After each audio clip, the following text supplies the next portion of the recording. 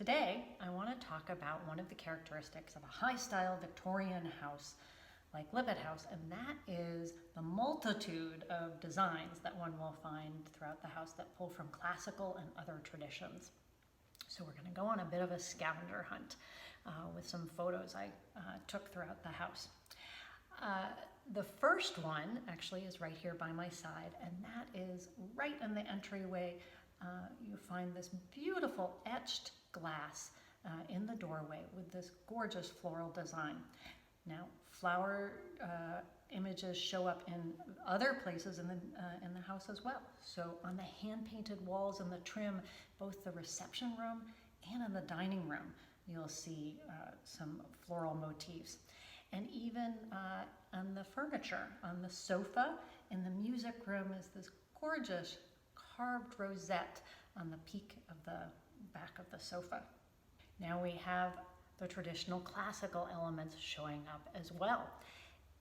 One of those designs that we see is the Greek key or the Greek meander. And right here in this room that I'm standing in the hallway, we have two excellent examples.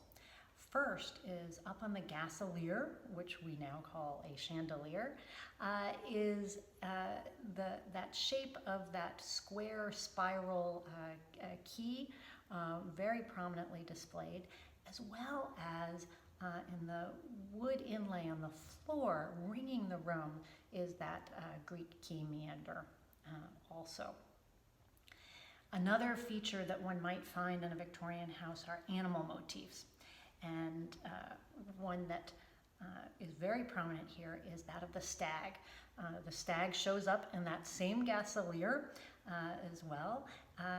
And in this case, while the stag has many different meanings in different cultures, in Lippitt House, I really think it is one of authority and of Henry's view of himself as a provider for his family and for the community.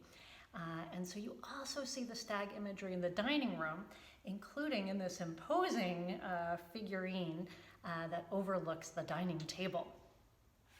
Now, Henry Lippitt, I also think, really thought of himself as king of his own castle, and he wanted to make sure that anyone who visited or lived here knew that this was his house.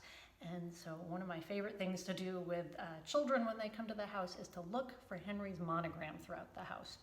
And I'll show you a couple of examples today.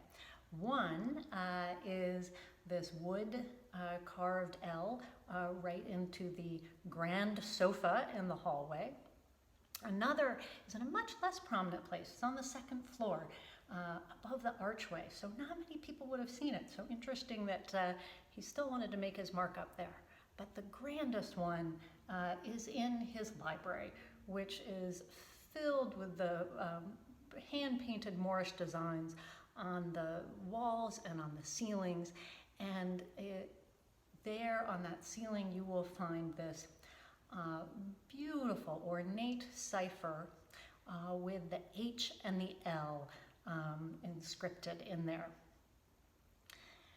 I hope you enjoyed the scavenger hunt today, and we look forward to a time where you can come back and explore these and other elements of design. And in the meantime, be well and stay tuned for future spotlights.